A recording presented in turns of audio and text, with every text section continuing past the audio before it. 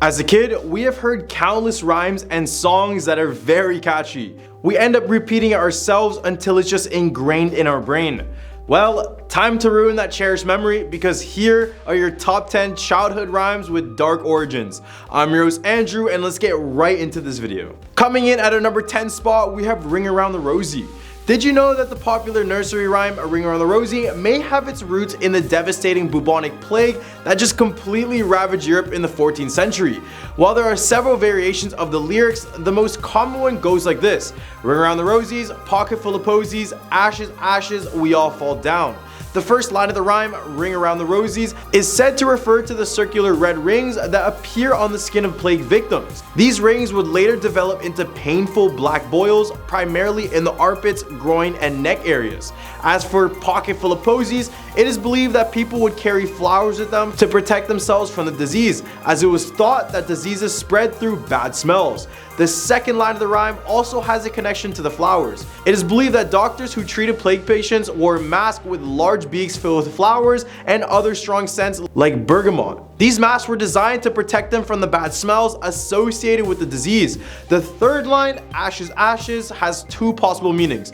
It may have meant to mimic the sound of a sneeze, which was a common symptom of the disease. Alternatively, it could refer to the burning of the dead bodies of the plague victims.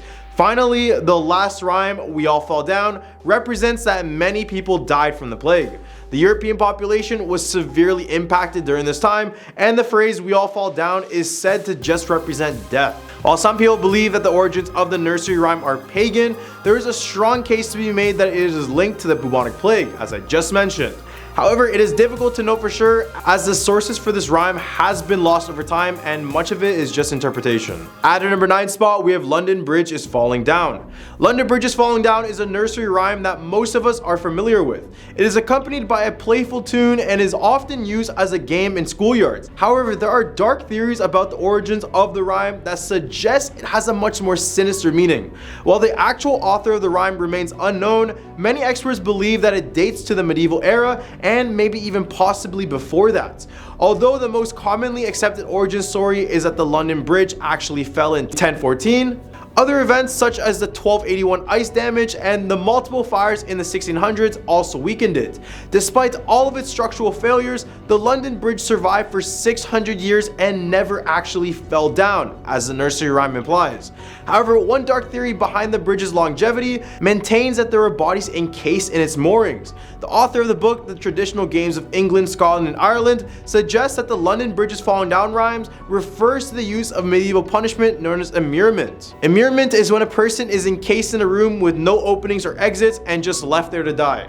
According to her, people during those times believed that the bridge would collapse if there wasn't a body stored buried inside of it. However, there is no archaeological evidence that suggests this is true, and for the sake of it, let's just hope it isn't. At our number 8 spot, we have Humpty Dumpty. TikTok user and comedian Mackenzie Barman has been posting comedic videos of popular nursery rhymes and fairy tales. In her most recent video, Barman breaks down the popular nursery rhyme, Humpty Dumpty, and reveals its darker elements. The rhyme describes Humpty Dumpty, an egg falling off a wall and then cracking into many pieces that could not be put back together. Barman delves into history and even introduces Richard III, King of England and Lord of Ireland from 1483 to 1485. She explains that Richard's horse was supposedly nicknamed Wall, of which he fell during a battle and was bludgeoned so severely that his men could not save him, becoming the last king to die in battle.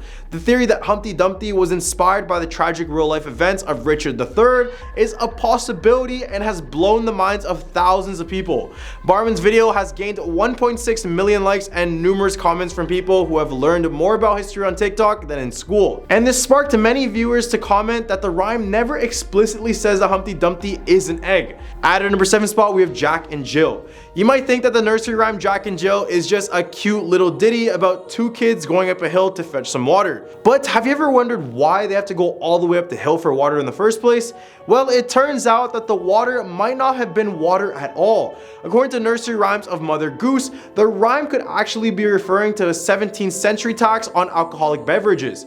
The rhyme was most likely first published in the mid 1700s and was originally Jack and Gill, not Jack and Jill. A gill was a quarter pint measure of liquid. and a jack was a measure of volume equal to a half pint. King Charles I of England wanted to raise taxes on half pints or jacks, but Parliament refused. So he decided to simply reduce the volume that a jack would hold by lowering the imperial measure of the half pint line. This caused Jack to lose his crown, and a reduced volume of the gill soon followed, or soon came tumbling after.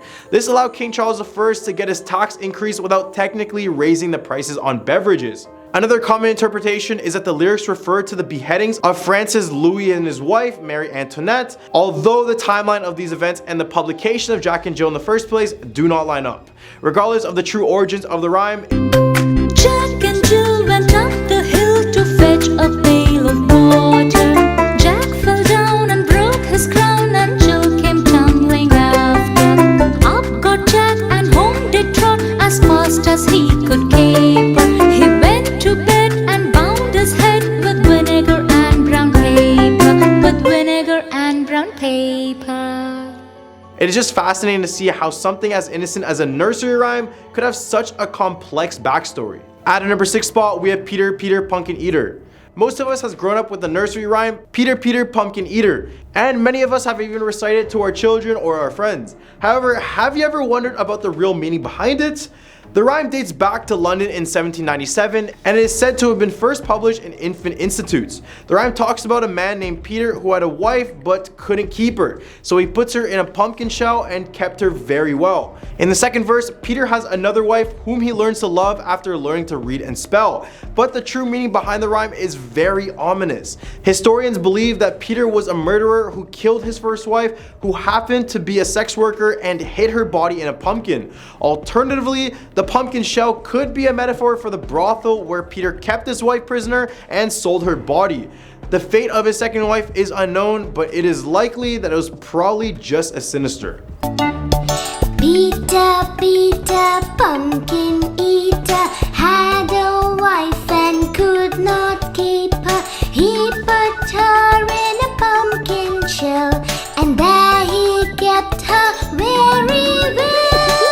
In the Hump for our list, we have Rockabye Baby. The nursery rhyme Rockabye Baby is a popular lullaby that many of us have grown up listening to. However, upon closer examination of its lyrics, it is clear that the rhyme has some rather strange and disturbing connotations.